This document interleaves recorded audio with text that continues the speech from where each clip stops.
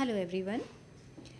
आज हम BSc part 3 के टॉपिक प्लांट मूवमेंट को करेंगे। प्लांट मूवमेंट जैसा कि आपको पता है कि बेसिकली हम मूवमेंट जो है एनिमल्स में देखते हैं, पर प्लांट्स अपनी किन क्रियाओं के द्वारा मूवमेंट शो करते हैं या गति शो करते हैं उसको हम इस वीडियो में देखेंगे। सबसे पहले डेफिनेशन जो हम देखते हैं प्लांट मूवमेंट की या प्लांट लोकोमोशन की, सबसे पहले आता है लोकोमोशन। लोकोमोशन जिसे कि चलन कहते हैं। जब किसी सजीव के संपूर्ण शरीर द्वारा अगर एक स्थान से उसका परिवर्तन होता है, यानी कि स्थान परिवर्तन होता है, तो उसको हम चलन या लोकोमोशन कहते हैं। जैसे हम देखते हैं कि कोई प्लांट है, वो जैसे एल्गी ली आपने, उसके जो प्लांट है वो मूव कर रहा है सीलिया से, फ्लैजिला से, किसी के द्वारा भी अगर वो मूव करता है तो उसको हम लोकोमोशन कहते हैं। जब पूरा पादप संपूर्ण शरीर अगर वो मूव करता है तो उसको हम लोकोमोशन कहते हैं। वहीं दूसरी तरफ मूवमेंट क्या कहलाता है, जो हम पढ़ेंगे प्लांट मूवमेंट, इसका मतलब होता है गति, यानी कि शरीर का कोई भी एक अंग या पार्ट जो है वो उसका स्थान परिवर्तन होता है या स्थिति परिवर्तन किया जाता है, को हम गति या मूवमेंट कहते हैं। यानी कि दोनों में बेसिक डिफरेंस ये हुआ कि अगर पूरा प्लांट, संपूर्ण प्लांट मूव कर रहा है तो उसको तो हम लोकोमोशन कहते हैं, और अगर अंग विशेष मूव करता है तो उसको हम गति या मूवमेंट कहते हैं। अब इसमें होता क्या है बेसिकली कि कोई भी जब स्टिमुलस दिया जाता है प्लांट को या प्लांट पार्ट को उद्दीपन या स्टिमुलस दिया जाता है, तो उसकी स्टिमुलस के अगेंस्ट में जो जीव द्रव्य है वो संवेदनशील होता है, यानी कि सेंसिटिव होता है, और या फिर उत्तेजितशीलता या इरिटेबिलिटी दिखाता है, या फिर अपनी प्रतिक्रियाशीलता दिखाता है, यानी कि रिएक्टिविटी। कुछ भी टर्म हो सकती हैं तीनों में से, सेंसिटिव है अगर वो, या इरिटेबिलिटी है, या फिर वो रिएक्टिविटी के फॉर्म में अपने आप को दिखाता है उस स्टिमुलस के अगेंस्ट, और वो इसके फलस्वरूप वह परिवर्तन या गति करता है।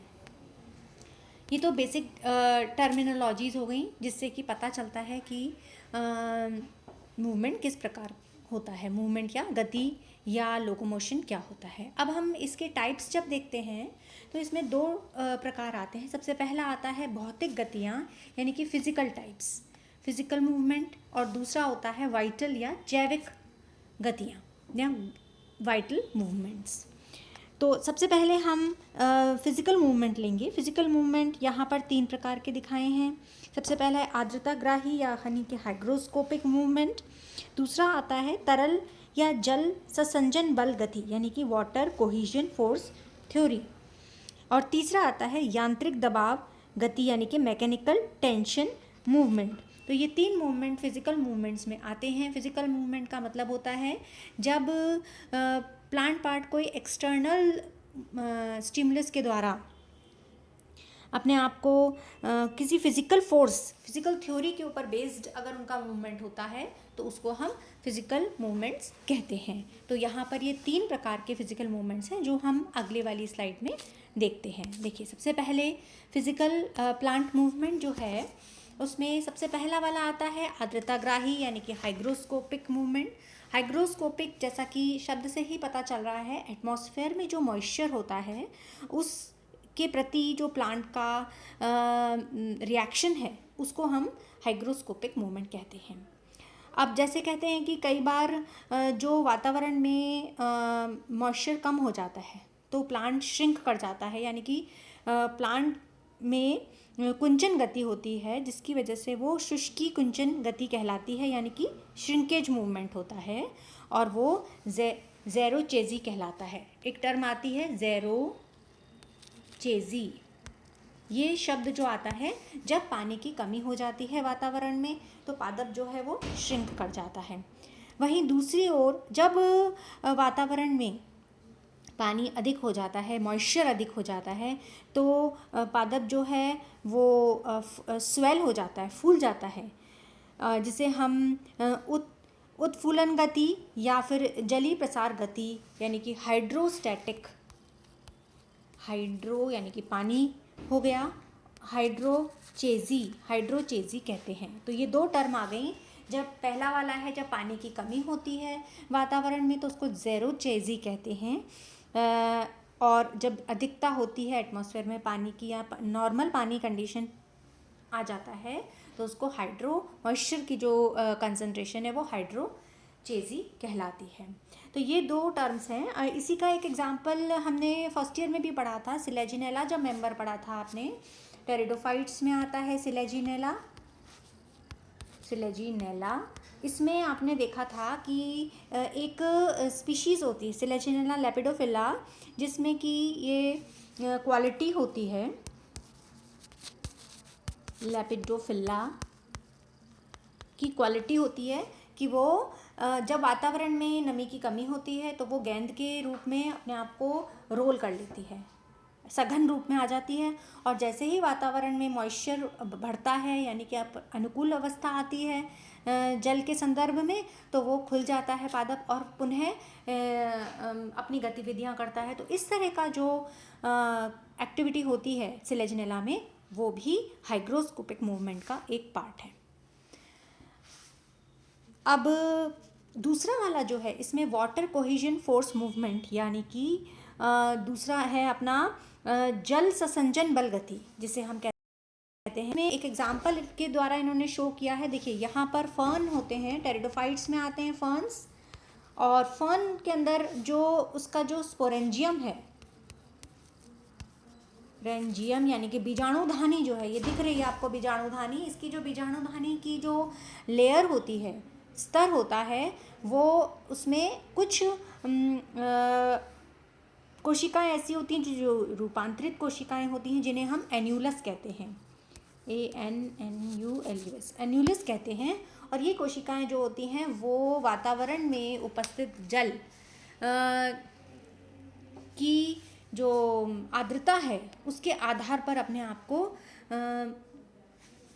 व्यक्त करती हैं। और जब वातावरण में जल की कमी होती है तो ये स्फुटित हो जाती हैं और अंदर उपस्थित जितने भी बीजाणु हैं उनको प्रकीर्णन या डिस्पर्स कर देती हैं। देखिए यहाँ जब होता है बाहरी वातावरण और आंतरिक वातावरण में जल का, जिसकी वजह से ये टूट जाती हैं और ये जो बीजाणु हैं वो प्रकीर्णन हो जाते हैं। तो ये एक बहुत ही सरल सा उदाहरण है इसके वाटर कोहेजन फोर्स मूवमेंट के ऊपर। अब तीसरा आता है मैकेनिकल टेंशन मूवमेंट। ये सब वातावरणीय जो अवस्थाएं हैं उनके आधार पर ये मूवमेंट हो रहे हैं। तीसरा आता है टेंशन के द्वारा यानी कि मैकेनिकल टेंशन के द्वारा जब मूवमेंट होता है उसको हम बोलते हैं मैकेनिकल टेंशन मूवमेंट। अब इसका एग्जांपल है, जैसे आप देखते हैं कुछ फल होते हैं उनका जो स्फुटन होता है वो विस्फोटक होता है और उसमें दूर तक प्रकीर्णन जो होता है बीजों का वो बहुत दूर तक होता है क्योंकि उसके अंदर बहुत अत्यधिक मैकेनिकल टेंशन या फोर्स लगता है।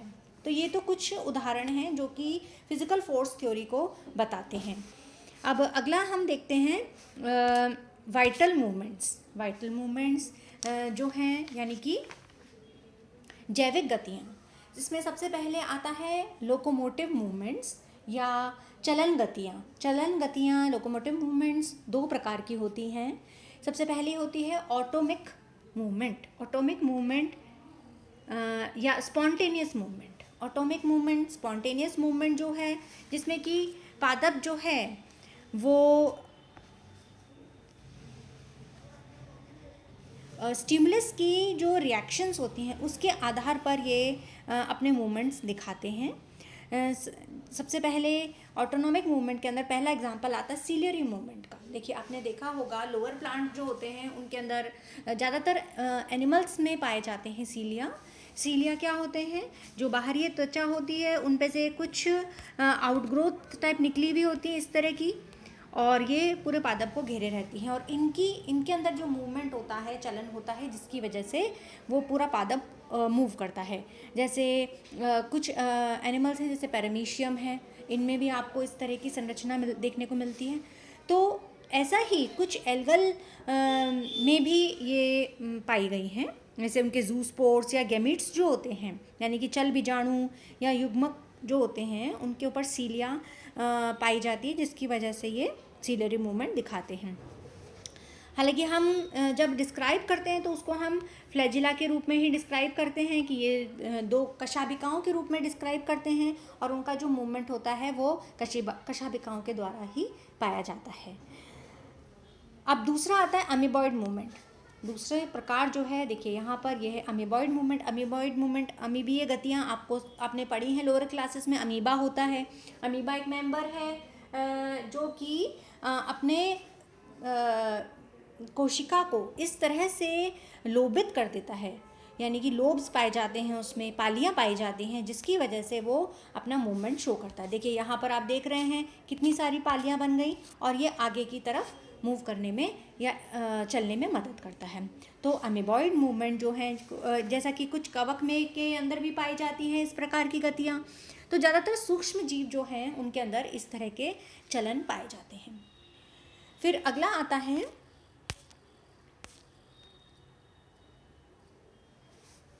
साइक्लोसिस, जीवद्रव्य भ्रमण। अगर जीवद्रव्य की जो मूवमेंट है, जीवद्रव्य जो चल रहा है वो किस प्रकार से है, उसके आधार पर दो इन्होंने टाइप्स बताए हैं।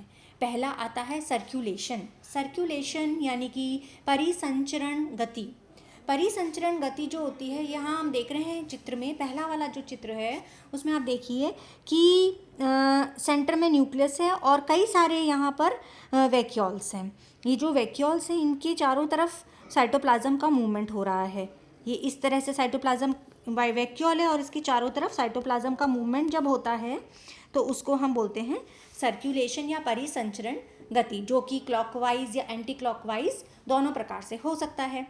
कई सारे मेंबर्स हैं, जैसे एल्गी में वायुचेरिया आता है आपके, और बहुत सारी जैसे ट्रेडेस्केंशिया हायर प्लांट्स में आप देखते हैं, तो उनके अंदर भी अपने को ये सर्कुलेटरी मूवमेंट, जब कोशिका के अंदर ही मूवमेंट होता है तो उसको हम साइक्लोसिस या स्ट्रीमिंग मूवमेंट कहते हैं। इसी में दूसरा प्रकार जो है, देखिए उसको कहते हैं अपन रोटेशन। रोटेशन क्या होता है, जब एक बड़ा सा केंद्रक है सेंटर में और उसके चारों तरफ जो साइटोप्लाज्म है वो मूव कर रहा है। जब इस तरह की संरचना होती है कि जब साइटोप्लाज्म सेंट्रल वैक्यूल के चारों तरफ मूव करता है तो उसको अपन बोलते हैं रोटेटरी मूवमेंट या घूर्णन मूवमेंट गति। तो इस प्रकार यहाँ पर पाई जाती है। अब तो ये तो हो गए आप चलन जो हमने देखे हैं, लोकोमोटिव मूवमेंट्स या चलन गतियाँ, जो कि जिसका पहला प्रकार था ऑटोनॉमिक टाइप। ऑटोनॉमिक टाइप यानी कि वो किसी भी बाहरीय उत्प्रेरक या बाहरीय किसी स्टिमुलस के कारण नहीं होकर अंदरूनी स्टिमुलस के कारण ही जब होता है। अब आता है पेरेटोनिक मूवमेंट या लोकोमोशन ऑफ टैक्टिक मूवमेंट्स, जो कि किसी एक्सटर्नल स्टिमुलाई यानी कि बाहरी उद्दीपन के कारण प्रेरित होता है, तो उसे हम टैक्टिक या टैक्सिस गतियों के नाम से कहते हैं। इसमें सबसे पहला आता है फोटोटैक्टिक मूवमेंट। फोटोटैक्टिक मूवमेंट का मतलब है, फोटो से हमें पता चल रहा है प्रकाश यानी कि लाइट। प्रकाश अनुचलनी गतियाँ जो होती हैं उन्हें हम फोटोटैक्टिक मूवमेंट में डालते हैं। कई ज़ूस्पोर्स और गैमीट्स होते हैं जिनके अंदर हमने देखा होगा, सबसे लोअर लेवल पर अगर हम जाके देखते हैं तो एक एल्गी होती है जिससे कहते हैं हम क्लमाइडोमोनास, और उसमें बीच में कप जैसी क्लोरोप्लास्ट होती है और यहाँ पर द्रक बिंदु पाया जाता है जिसके ऊपर से फ्लैजिला निकले हुए होते हैं। आई स्पॉट होती है, और वो पानी के अंदर होने पर, जल में होने पर, वहाँ पर भिन्न भिन्न जल की जो लेवल्स होती हैं, लाइट की जो लेवल्स होती हैं, उनके आधार पर अपनी पोजीशन वो निर्धारित करता है। अगर बहुत तीव्र लाइट हो रही होती है तो वो दूसरी तरफ चला जाता है फ्लैजिला से मूव करके। तो ये सब कौन निर्धारित करता है? जो इसमें आई स्पॉट पाया जाता है या आद्रक बिंदु होता है, वो इसको डिसाइड करता है मूवमेंट को।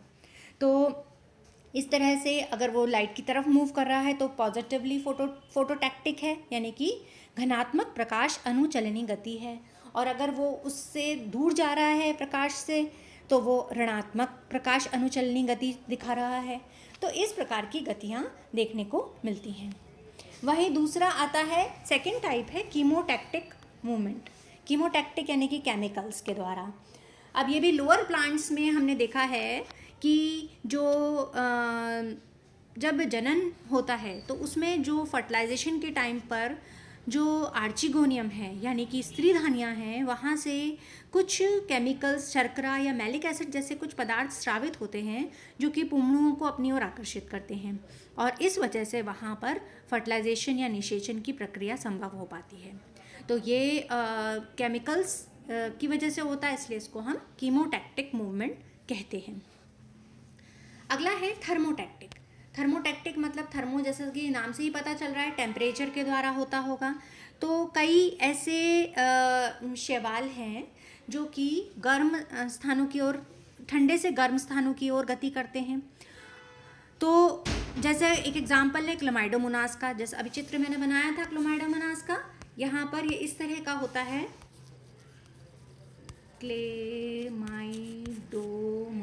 क्लेमाइडोमोनास जो है एक एल्गी है, और इसके लिए इसका एक एग्जाम्पल है कि जैसे शीशे के बर्तन में अगर ठंडे पानी में हम क्लेमाइडोमोनास हो और यदि उस बर्तन की जो दीवार है उसको गर्म कर दिया जाए, जैसे उसको हम अगर गर्म कर देते हैं तो वह शैवाल क्या होता है, थर्मोटैक्टिक मूवमेंट दिखाने के कारण गर्म दीवार की ओर गति करता है, यानी कि उसके अंदर ये टेंडेंसी होती है कि वो ठंडे से गर्म की ओर मूव करता है।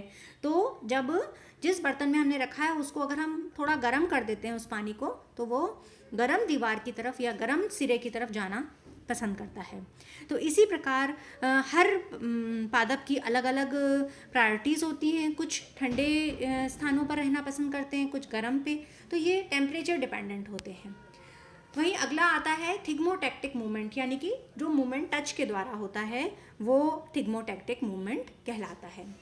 तो अभी तक हमने जो भी मूवमेंट पढ़े हैं उनमें एक बात देखने लायक है कि जो लोकोमोटिव मूवमेंट्स होते हैं, यानी कि वाइटल मूवमेंट्स के अंदर जो लोकोमोटिव मूवमेंट्स आते हैं, जैविक गतियों के अंदर जो चलन गतियाँ आती हैं, वो सभी ज़्यादातर लोअर प्लांट्स के अंदर पाई जाती हैं।